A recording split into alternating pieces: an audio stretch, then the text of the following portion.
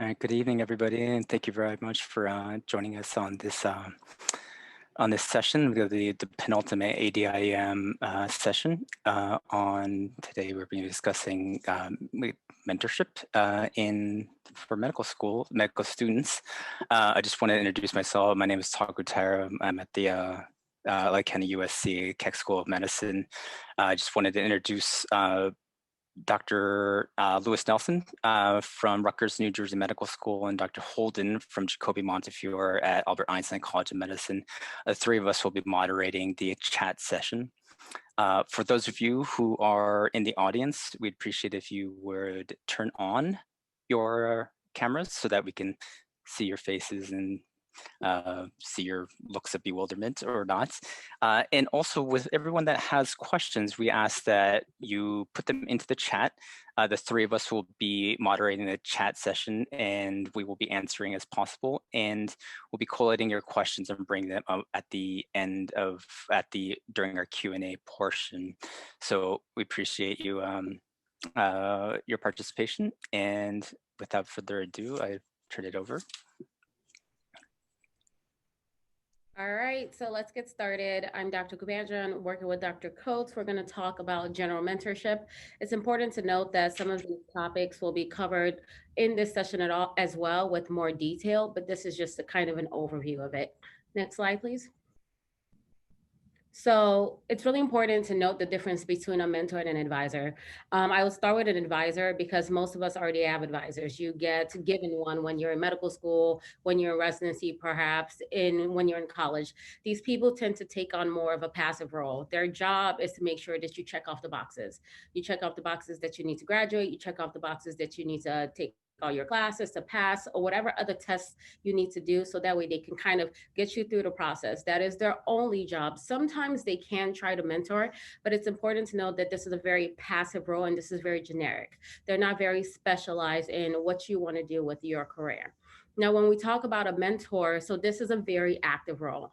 This is a person or persons that focuses on your own personal and professional growth. They will often advocate for you, they will facilitate for you, they will cheerlead you, and they will role model.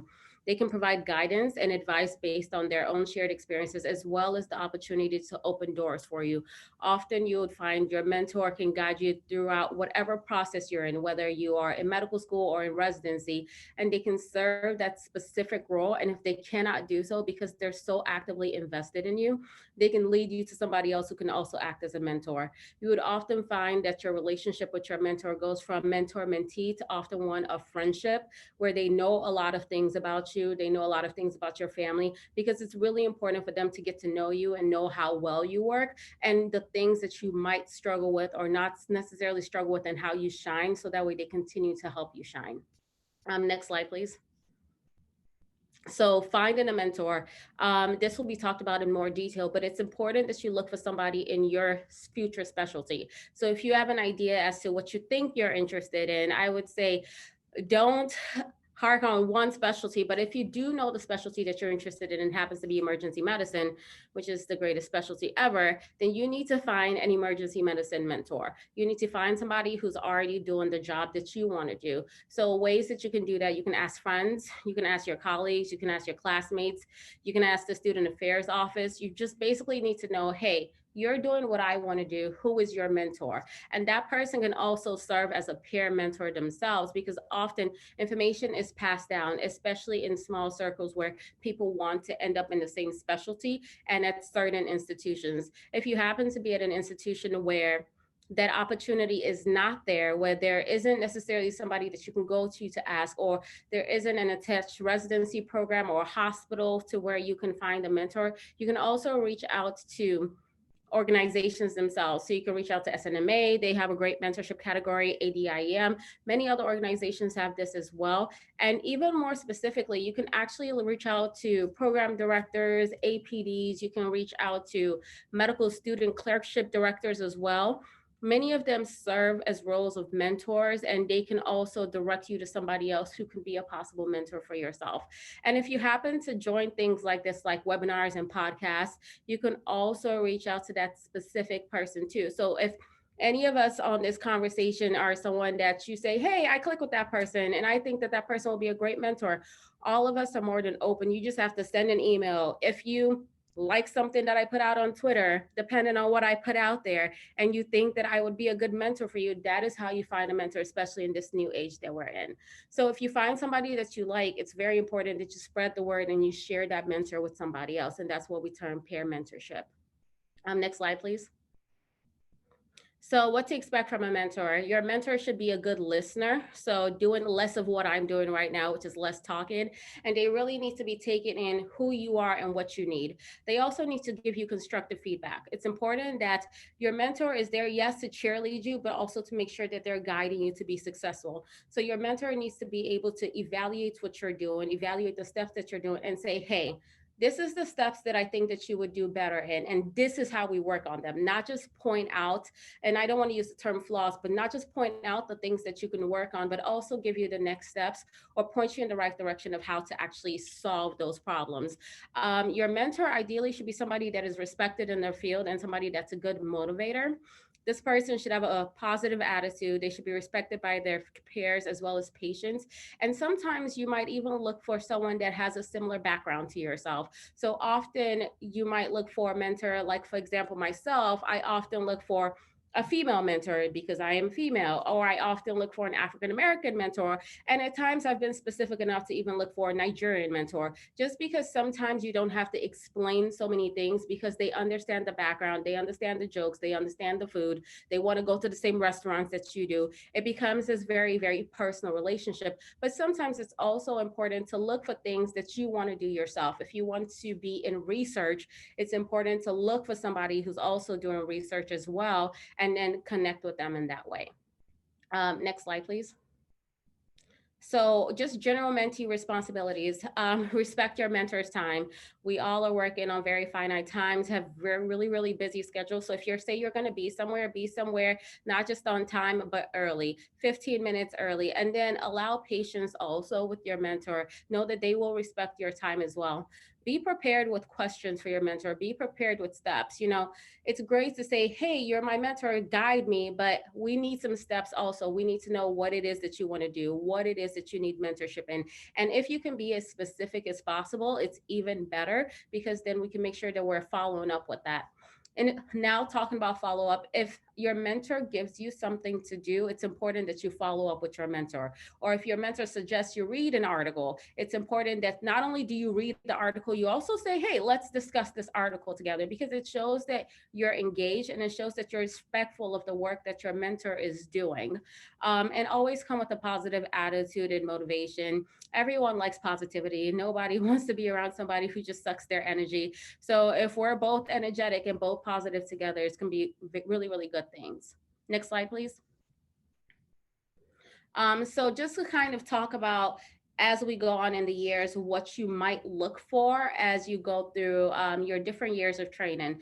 So when you're an MS1, it's important that your mentor guides you through test taking skills, studying, and creates shadowing opportunities. Often this is the time where you're really excited to be in med school and you made it, you've done all of this hard work to get in there. Now their job is to make sure that not only you in there, you're staying in there, you're being successful. And part of being successful is talking about how you're studying, how your test taking are going, how your classes are going, and then also creating opportunities if you can shadow them or if they can find you somebody else to shadow. So that way you really know what emergency medicine or whatever specialty it is that you're interested is about. When you're in your second year, it's important to continue to shadow. And at this time, this is when you should start talking about research projects or actually jumping onto the research projects. Another thing about a lot of academic mentors is they tend to be doing a lot of research, and all of this research doesn't necessarily have to be bench research. This can be something in the community. And if that's something that you want to emulate, you can always jump on board of the mentorship that you have with their projects as well. When you go into your third year, this is when you start doing your rotations. So this is when you start really getting very specialty specific advice. You know, it's important to discuss how each rotation has gone and what the next steps you can do to make sure the next rotation is just as successful, if not more successful. And this is part of the mentor relationship as well. And fourth year, I believe, is when your mentor is very, very important, especially in medical school, because they can help you with your residency application, they can help you with your interview prep, and they can also help you with your rank list. Your mentor is going to give you honest advice. They're not going to say, you need to apply to 89 million residency programs, because they know you, they know your grades, they know your scores, they know what competitive is. So in that sense, they can really help set the tone for your application. They can read over all of your essays that you write to make sure that you're sending off the right message that you want. And your mentor should always check in on your wellness during all 4 of your years. They should always make sure that you are feeling safe, you are feeling good, and that your wellness is the priority. Next slide, please. I'm just quickly going through the PGY year. So PGY 1, make sure that you're getting acclimated to residency. PGY 2 and 3, you should really be working on a project and building your CV for jobs. PGY 4, they should be working on whatever interviews there are. And if you're prepping for fellowship, they should be making sure that you're completing your projects as well as your interviews. Next slide, please. And then we don't have to go into details of all of this, but later on in your career, your mentor can also make sure that you continue with your wellness, with research, that you mentor yourself, building professional connections, and most importantly, making sure that you have job satisfaction as well as career satisfaction, and that you're happy and healthy in medicine. I will always say that it's more important to have more than one mentor, because different mentors serve different purposes. So if you all have any additional questions, please let me know. Hold on.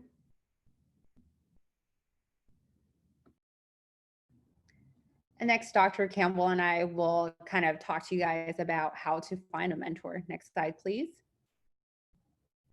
So the most important thing is kind of identifying your needs and kind of thinking about what your ask for a mentor is. If you kind of know what you want to gain from your mentor and kind of ask them about it, then I think that will kind of help you target better which specific mentor to reach out, because I think as you grow and as you go through medical school and residency, your mentors do change, and kind of knowing what you want to do will assist you finding the right person. Like personally for me, during medical school, I really wanted to find a mentor in emergency medicine, and I happened to encounter them while I was volunteering in the emergency department as an undergrad. And so this particular mentor was really helpful in helping me kind of navigate medical school and also applying for residency emergency medicine. Dr. Campbell?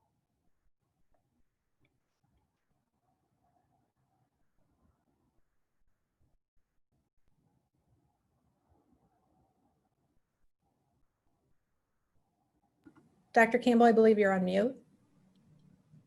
I'm so sorry. Next slide, please.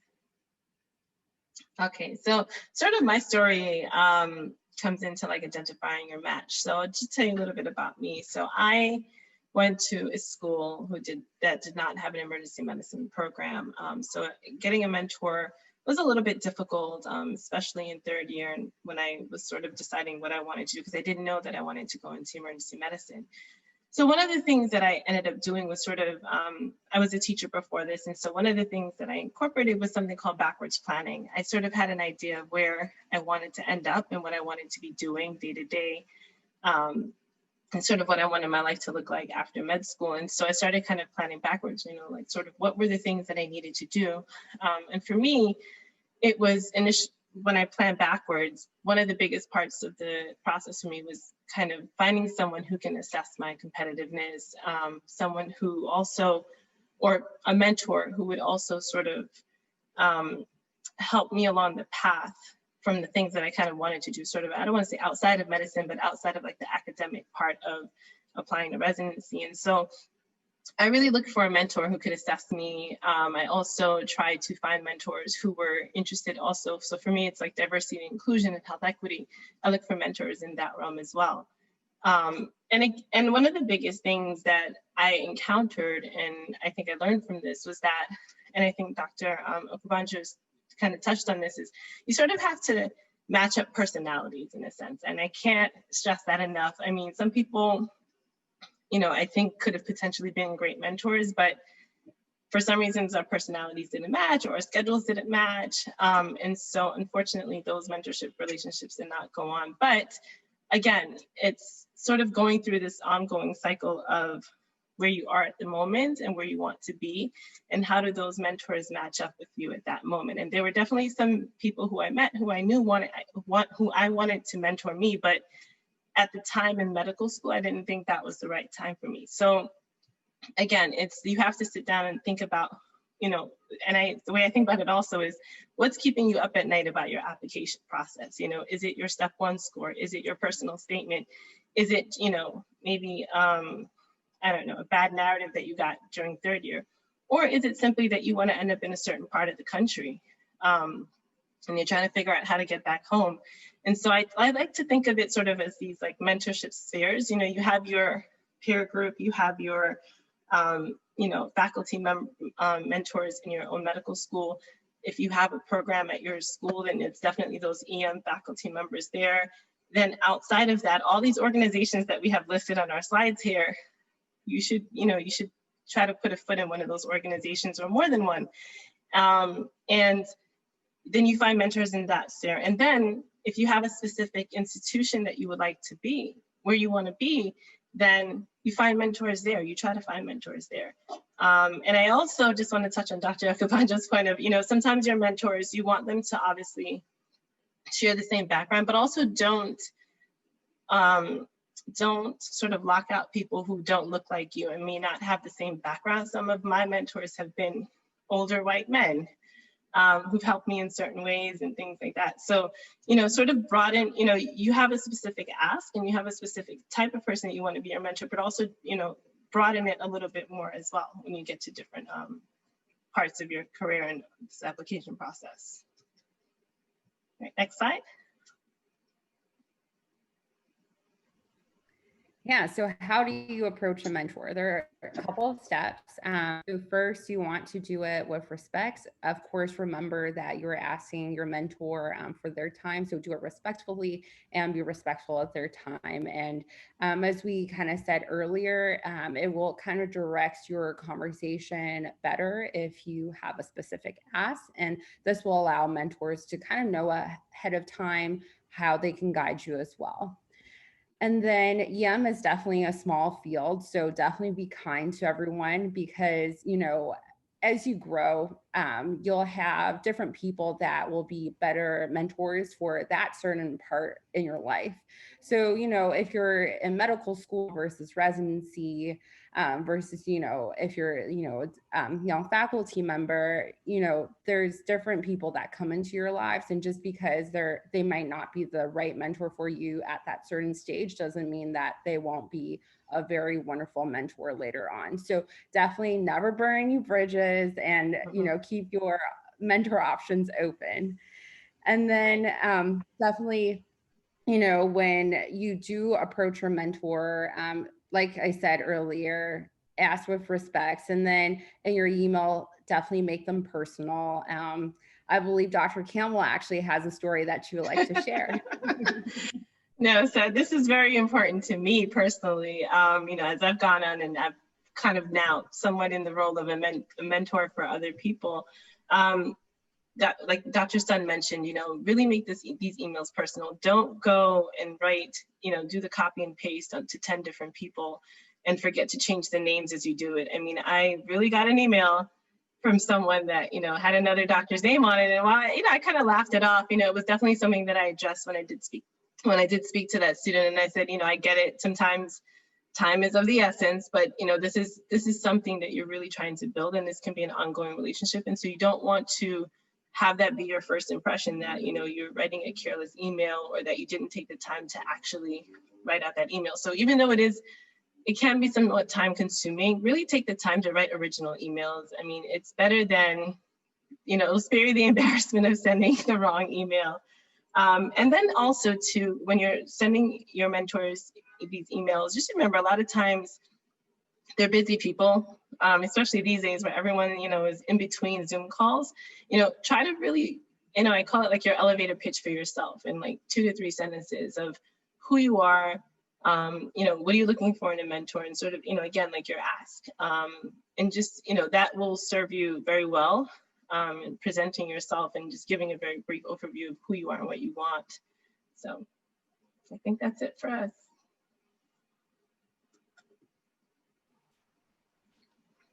Thanks so much, everybody. Dr. Alvarez and I are going to talk about how to be an effective mentee. We've kind of got a 5-step approach for you guys. Next slide, please. So the first step is going to be take responsibility. And what I mean by that is your mentor can't do everything for you. They can only give you tools or guidance or make connections for you, but they can't make your career. You're in charge of your career. You're in charge of the direction where your life is going. And I want you to take ownership of that. I want you to ask questions and be engaged in the conversation with your mentor. And if they give you, I think a couple people have brought this up, right? If they give you a recommendation for a book or an article, you need to read it. If they connect you with someone, you need to follow through on that connection. You need to take responsibility and make the things happen because we can't do that for you. And one thing I see a lot is if I ask one of my mentees to plan another meeting in a few months, please take that on yourself and come back to me in a month or so to kind of schedule that meeting. I want you to really take ownership of your mentor-mentee relationship. Next slide. All right. So setting realistic expectations. So to follow up what Dr. Mannix just said about if your mentor tells you about this great book and you can't, say that, right? Nothing is worse than like having this expectation that, oh, I thought you were going to read that and then you actually didn't.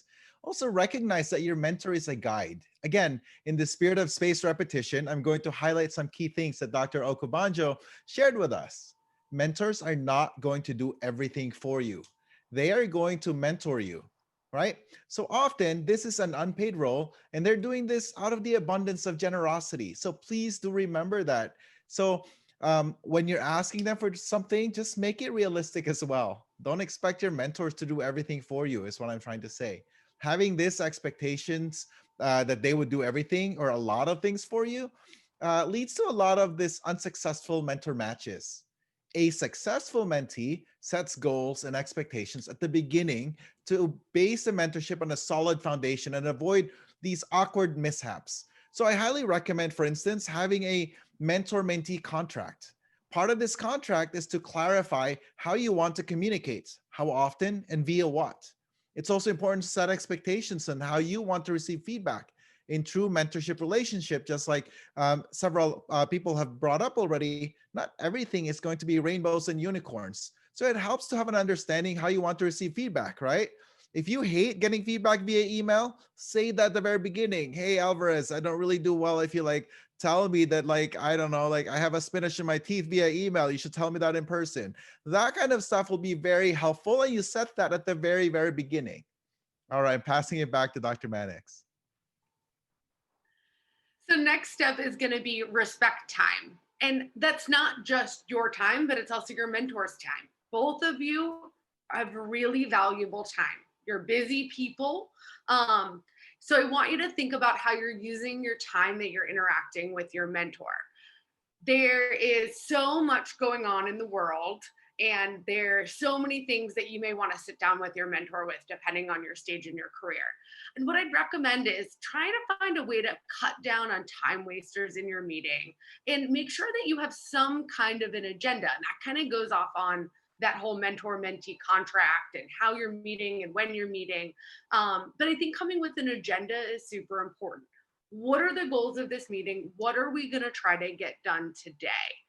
If you have to cancel, please cancel early and let us know if we need to reschedule, but please do that early because a lot of people are building their schedule around the meetings that they have. Like I said, come with an agenda, come with questions, be ready to move forward from the prior conversation.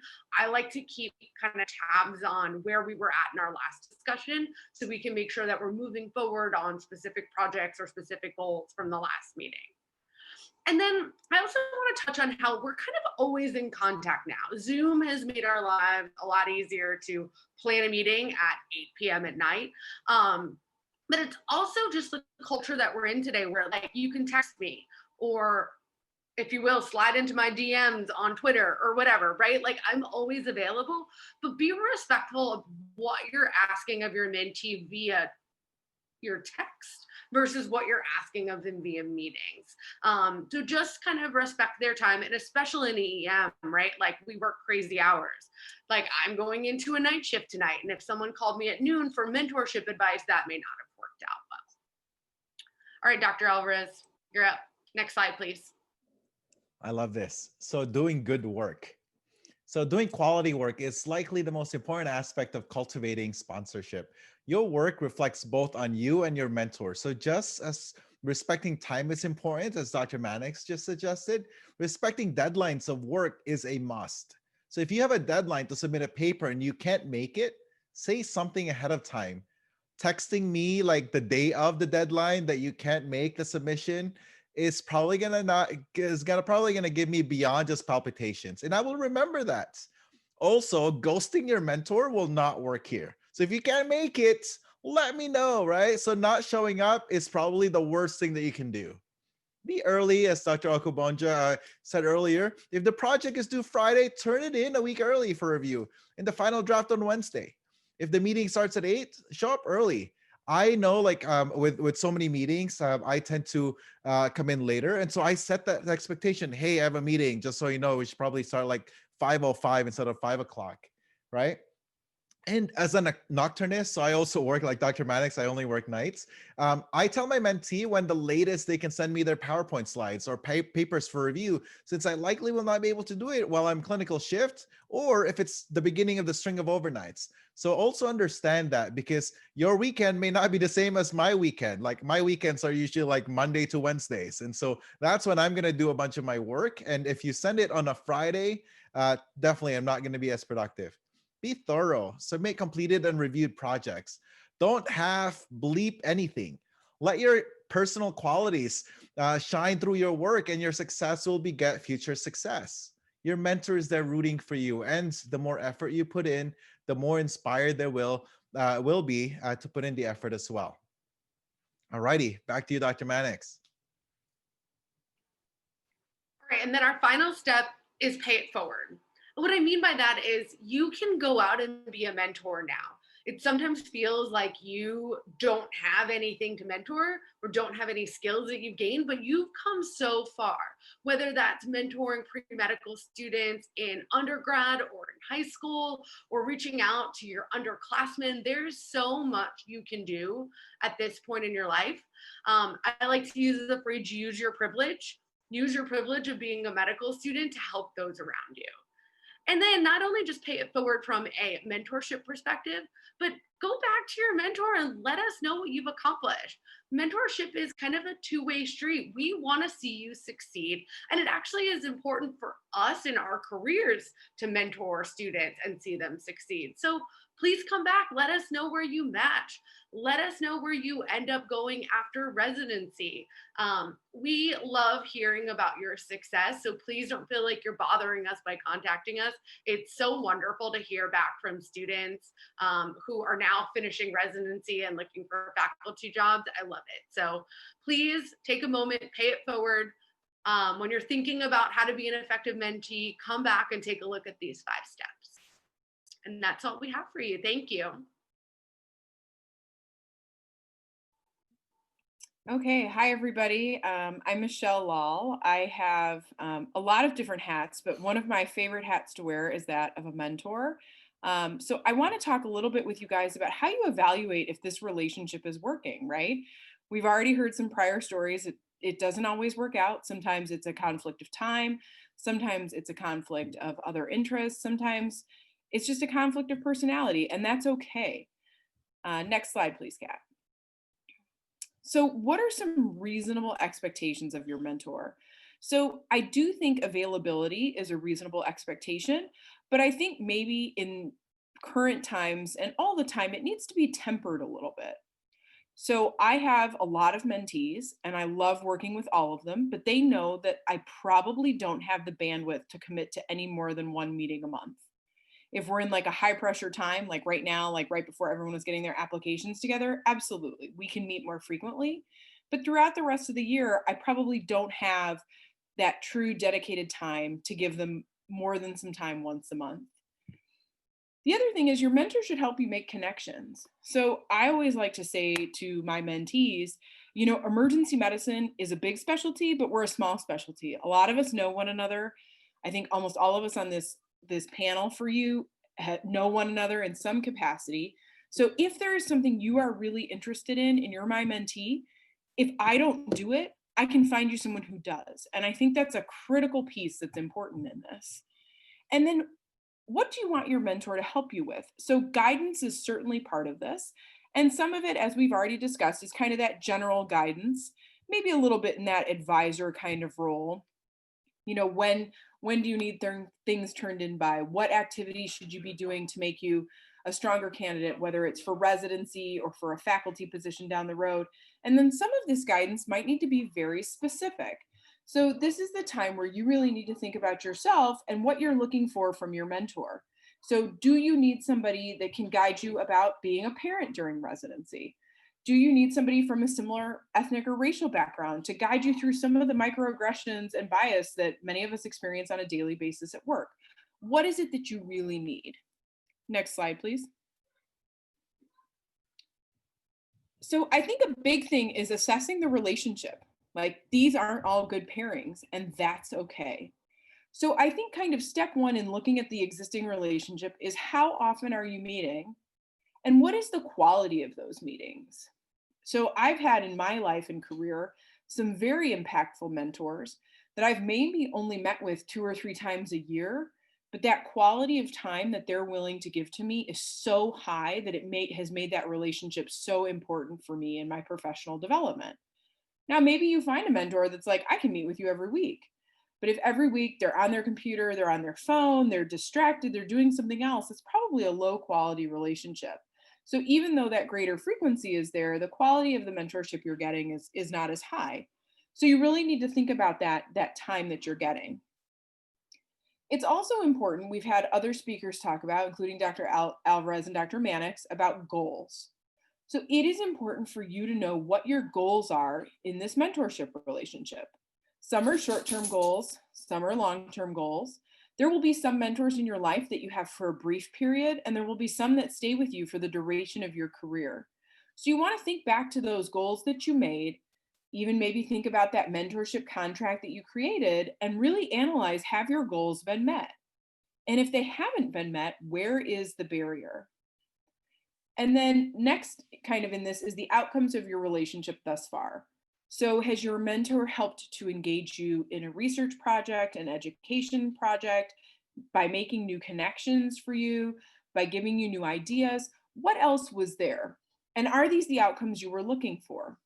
Because I will say, something I have learned in my years of medical education is sometimes the outcomes that I think are the most positive in a relationship do not line up with the mentee.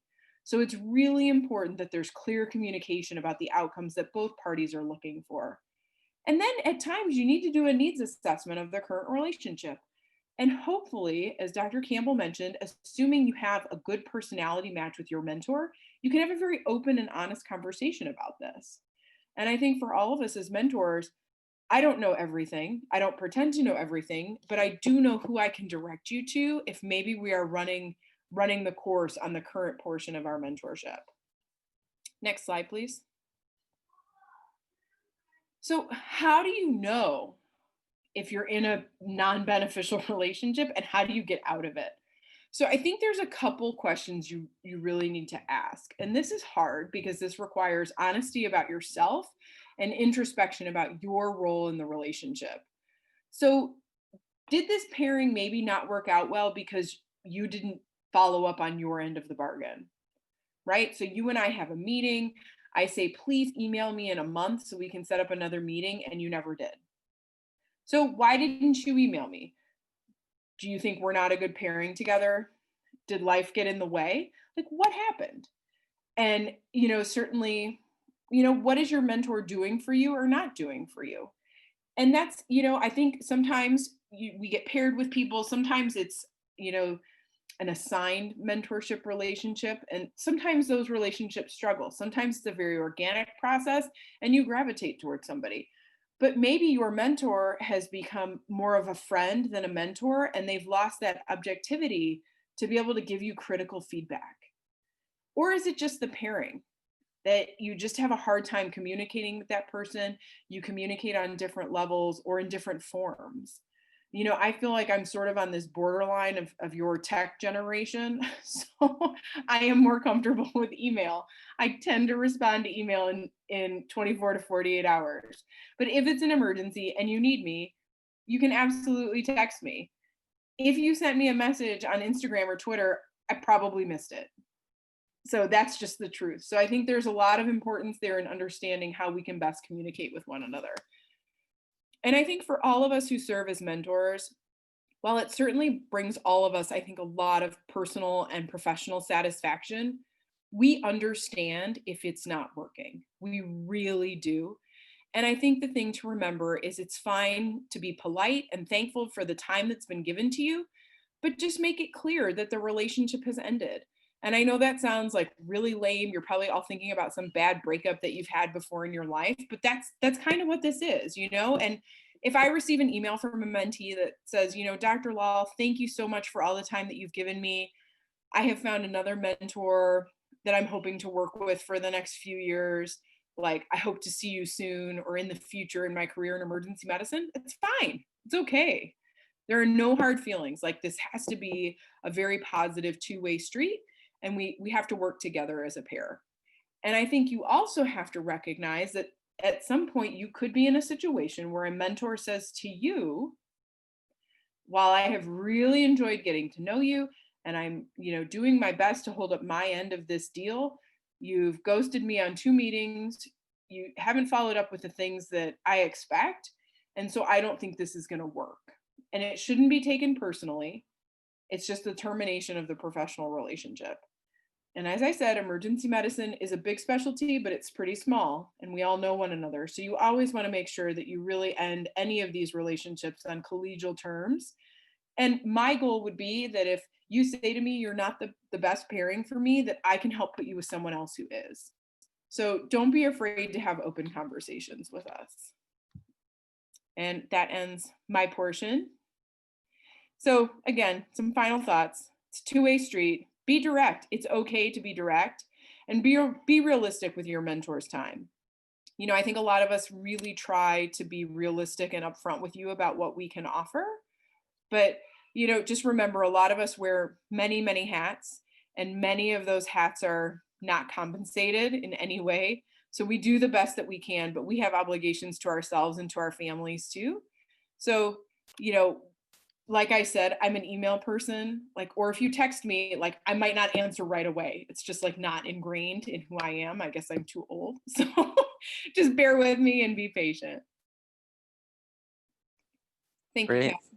Thank you, everybody. It goes, I think that I personally would like to start out with a question, actually to add a comment to Dr. Alvarez and Mannix's comments. It goes, I think that I personally have always, whenever I've won an award or had a great accomplishment, personal accomplishment, or I invite my mentors to the award ceremony, I make sure that they know and that I make it clear in whatever capacity that I've spoken is that how much of a role they played. And I think that it's important to give thanks. And I think that that's something that we don't do often enough. So I always make it a point to deliberately do that. Dr. Campbell, I guess the question's for you and for the rest of the panel. It goes, I personally have always made it a point to actually have mentors outside of my institution. And I know that I personally have just made and I think that part of it is just that the matches have never been there at the same institution. I know I have a certain verbiage that I use in my email, and I personally try to be very specific about why I'm emailing that specific person. But do you mind just sharing with us? He goes, what are good sort of if you could give us sort of verbiage to put into your emails and how to communicate. And also, if all of you can kind of just tell us about how you identify people outside the institution that you would like them to mentor you. Right, of course, I would love to. Like, for example, I mean, when I was a medical student and I had just decided that I wanted to do emergency medicine, I reached out to someone that I had sort of met in passing at EMRA. Again, I didn't meet them personally in a sense, but they had given a lecture about how to assess your competitiveness. So I wrote them an email. I said, hi, my name is Linelle Campbell. I'm a third year medical student. I just decided that I wanted to do emergency medicine. I come from a program that doesn't have an emergency medicine program. And I would like some advice on how to go about applying, because I told them, I was very kind of candid. I said, I have a below average step 1 score, and I'm concerned that this may, affect, some of the places that I'm trying to end up. I mean, it was a very sort of 2 to 3 sentence email to someone. And like I said, I think that's probably one of the more important things for me. I've had people send me like personal statements as their emails, and it's a lot. I'm not saying that I, definitely count them out, but definitely, like I said, just kind of, who are you? Where are you in your training? And then sort of an ask for them. So those 3 things I think are just very important. Could anybody in the panel tell us an example of a communication that you've personally found less successful? I know I can come up with a couple, but I can share that if somebody asks me, hey, would you like to be a mentor? I think that's very vague, especially when I already have like a list of my mentees from different groups and different projects that I'm working on. So for me personally, what's helpful is if there's a specific goal and hey, I'm applying to medical school. I really would like you to help me read my personal statement. Like, start with that because for me, that's like a test run, right? Because then we'll be able to chat, have a dialogue. And if it's a good match, then that's great. We will continue. I guarantee you, many of the meetings that I have with my mentees are usually set for like an hour. And oftentimes it just goes longer than that because the conversation is really, really fun. And so I think you have to be very specific with what you want in order for us to help you, because I can't read minds. And also I'm not here to like save the world. I'm just here to be able to provide whatever area that I feel comfortable answering. I would add on that it goes, I personally don't like emails where somebody asks me to help them and then pretty much goes, I want to get into LA County. And they're basically asking me to get them in when I don't know you. I mean, that is a very reasonable thing for a mentee to ask once I know you, but I can't it's a bad way to start off. So not too specific, but not too vague is what I'm hearing here. No, I think that it goes, I want something from you. I want something from you when it's very specific and it's not justified, turns me personally turns me off because that's fair.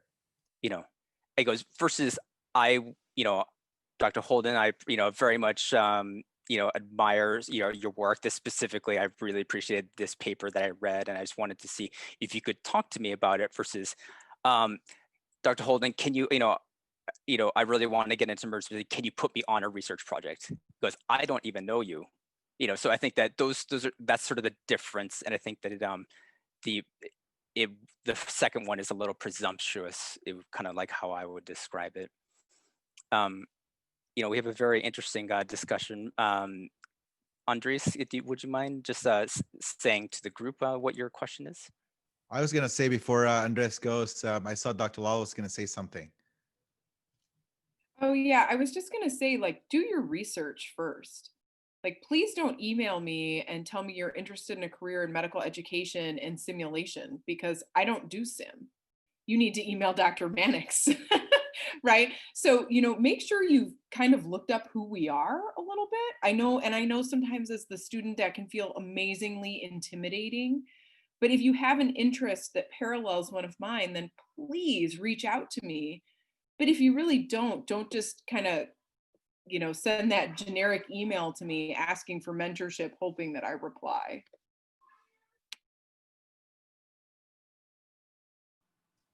Hey guys, I'm Andreas. So I just asked, is it normal to feel kind of like a burden when you ask for a mentor? We all know that everyone's busy, and then you're like, okay, well, I'm gonna ask this person to be my mentor, and now they're gonna have like more on their plate, and now they have to worry about my life. So I just asked if this is like a normal thing, and how do you approach that? And if you guys look at the comments, everyone responded, and I appreciate it. I was gonna say like at everyone, thank you. I was gonna write every single name, but That's called imposter syndrome, and I can guarantee you each of us have imposter syndrome here, and I just want to acknowledge that. Yeah, I was just gonna exactly say that. I'm listening to an audiobook about imposter syndrome, and that's exactly what that is. And I couldn't really see much of the chat, but I think it's just remember. I mean, hey, if you email someone and they don't respond to you, okay, like so be it. But it definitely is normal to feel like that. I think especially as like a med student, I remember always feeling like I am this lowly med student who nobody wants to talk to. How dare I reach out to someone who is like, a faculty member or an attending or something like that. But like I said, at the end of the day, we're all humans. The people who, especially if you're meeting people through forums like this, we want to be mentors. And so don't take it personally if nobody emails you back or someone doesn't email you back. Somebody will email you back, and you will definitely find a mentor. And it's a normal feeling. It's a normal feeling. Dr. Nelson, do you mind just expanding on your, I really identify with what you wrote here, but do you mind just expanding on that to the group? Your meaning expand on? No, he goes, you wrote the comment that goes that we, as all of us, I think that obviously because we're in this group, but that that we relish the opportunity to be able to mentor. So yeah, unless I'm misunderstanding what you wrote. No, I think that's exactly right. I mean, we have all been mentored by others, and I think part of this kind of see one, do one, teach one process that we all go through in academic medicine is being able to pass that along, as somebody said, sort of pay it forward to others. We both benefit. I think Wendy said that, and I think that's very true. You have to make sure that balance of value is fair. You shouldn't be a pawn of the mentor, nor should you be so presumptive to think, as you suggested, Taku, that the mentor is there just to help you out. And it is a balanced relationship, and it's a very nice relationship. There are a lot of impediments to doing that. We're all very busy. We all have our own interests that we try to align, as has been suggested. You want to find somebody who meets part, at least, of what you're interested in doing. That's why, as you suggested, you probably need to have several people in your life who take you in different directions as you need to go. But I do think that if you approach somebody and you sort of get a sense they're not interested, there are a lot of people out there that could serve as mentors. Don't push too hard, and don't feel dejected if somebody doesn't have the time. Either they are too busy or you're not the right fit in their mind. And it's a trial and error process, and you will get it right. Can I just also add that, you may have to email someone more than one time. So don't, email someone once and feel like, oh, I'll just wait for them to email me back. Part of this, do you really want me to mentor you, or do you want to be mentored by me, is, are you really genuine? Is this something you really want? So on one hand, don't get discouraged if you don't hear back from someone one time, but on the other hand, make sure that you are able to, you're persistent, that if this is something you really want, you're going to go after it. I would add in that, your mentors can connect you directly to other people. And I think that it always, Dr. Taira goes, I'm really interested in toxicology, and was, he goes, oh, you should talk to Dr. Nelson. He goes, oh, I emailed him, he hasn't responded. He goes, oh, let me help you. And I think that's the other thing. We have many a bag of tricks, and we have many skills as mentors that you may not know. And I think that that's why whenever you're at an impasse, that's a place, that's a very good reason and a good time point to reconnect with a mentor as well. We have a very small group, so please, if the students, you have any questions, please feel free to unmute yourself and just yell it out, so to say. I saw Dr. Coates was going to say something earlier. Sorry, go ahead.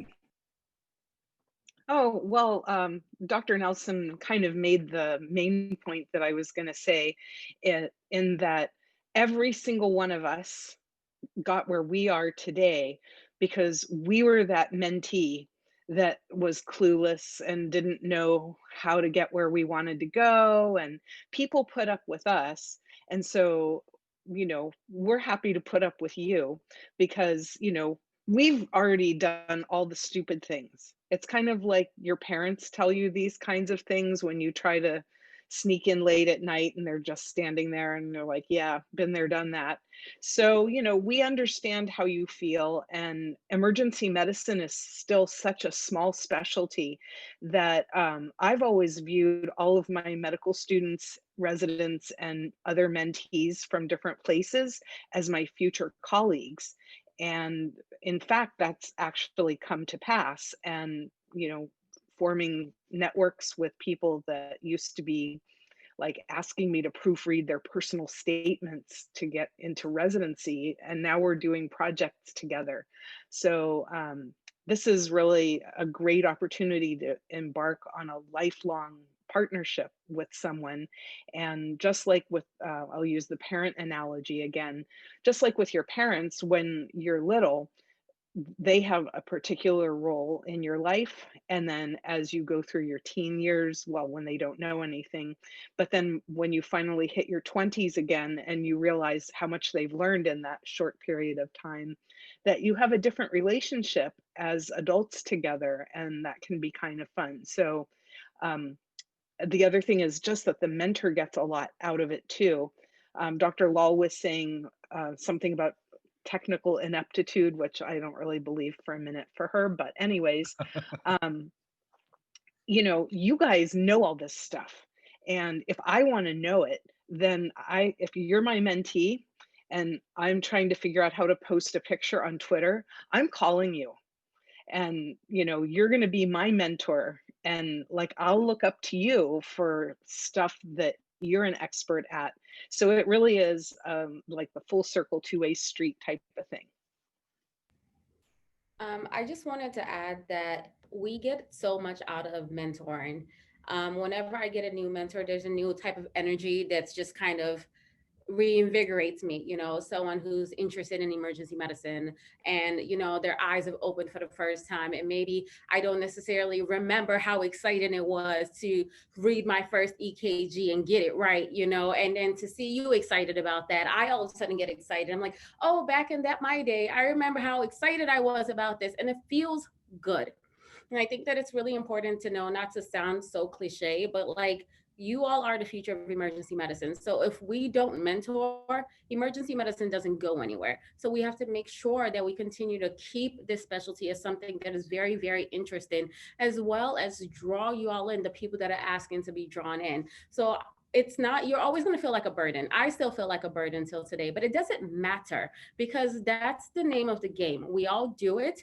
And it's such a rewarding experience both ways. Even just seeing all of you guys on this, I'm really excited again at 6:55 p.m. I'm very excited, and it's a good thing. And you guys are embarking on something that now I look on, I'm like, oh, that was such a good time for me. I felt so good. So I'm thankful to you all.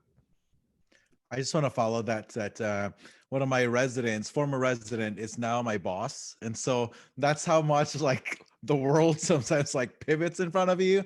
And so that's why I love to just mentor and like be as available as possible for helping the learners behind me, because I won't get here. I wouldn't have gotten here without the mentors that I had as well. So what Dr. Mannix was highlighting about paying it forward, it's our way to pay it forward as well. And hopefully you'll see that as well.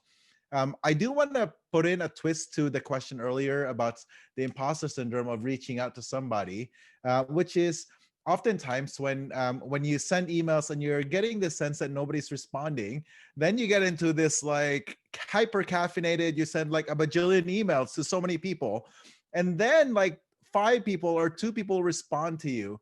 Please make sure that those 2 people that actually take the time to respond to you, they're taking the time from their schedule to talk to you. So be prepared for that. So when you finally set up that meeting, I've been in this situation. I actually like normalized this. I said, you probably didn't expect me to respond immediately, and that's okay. I want you to like process this, and then like let's find time to meet, because for me, I think it's a waste of time when you finally sat down to talk and you had no questions because you totally forgot, because you had no idea which of the 50 people you emailed responded to you.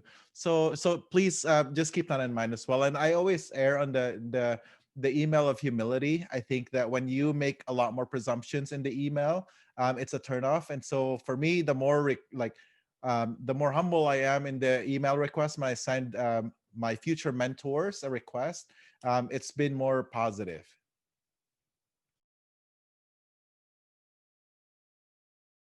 We have time for one last question. It goes, oh, to keep back on the, what it goes, Camila, or would you like to just say it, what you want?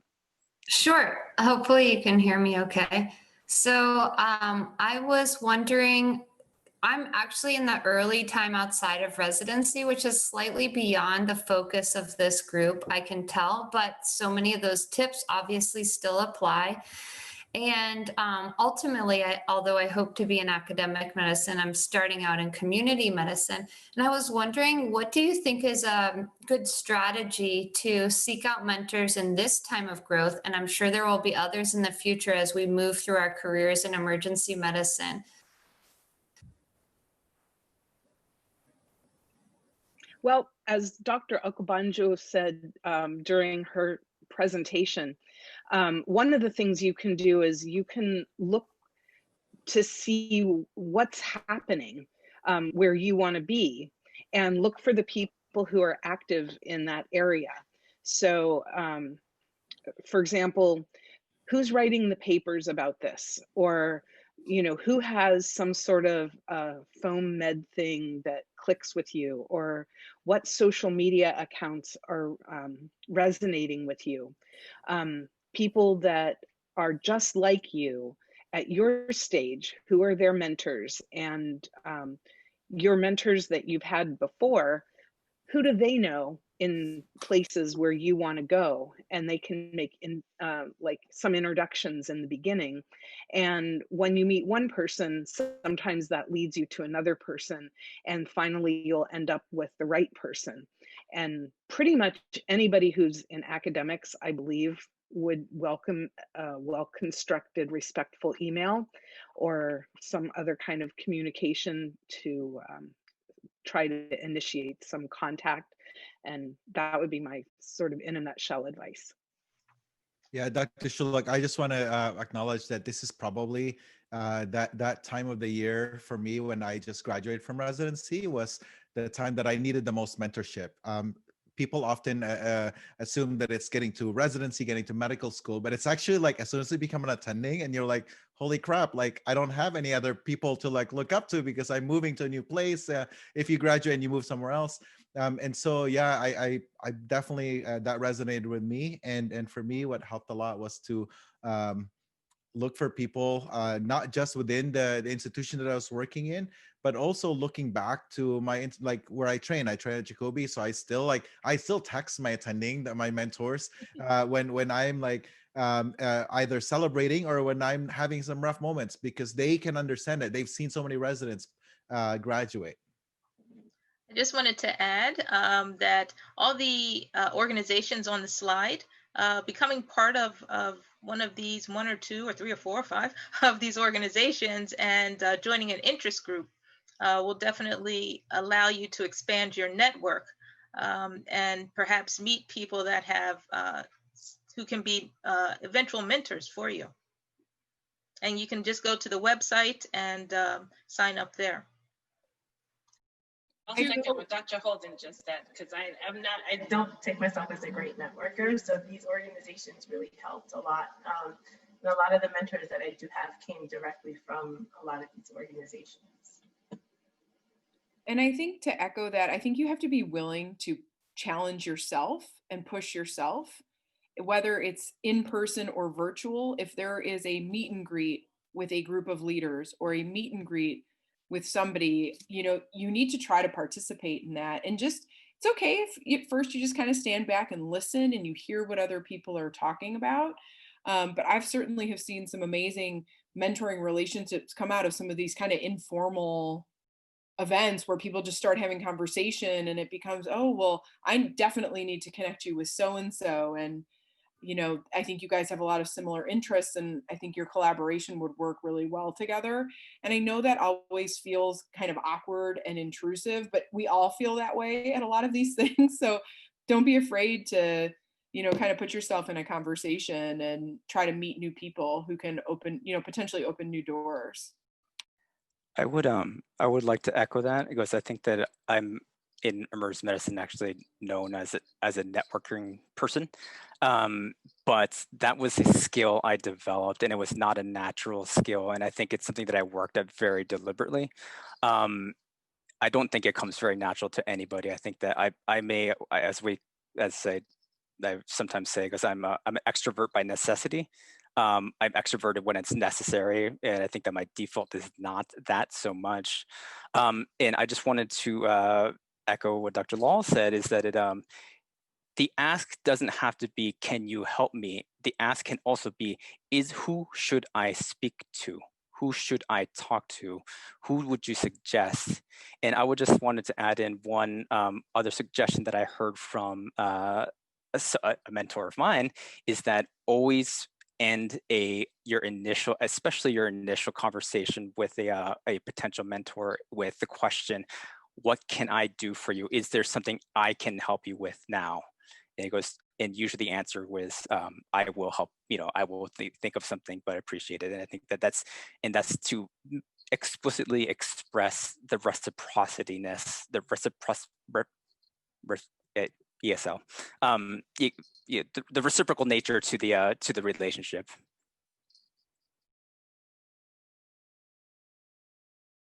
Dr. Mannix, I apologize if I cut you off. I saw that you were trying to get in. Thank you very much for all of you for joining us. I think that was a very meaningful panel to be a part of, and I think that I believe that we got as much out of it as you did. As you see, these are our names that we are, as we said, very interested and willing to guide you and to mentor you and shepherd you through whatever needs that you have. So please feel free to reach out. And with that, it goes, thank you very much. All right, and good night.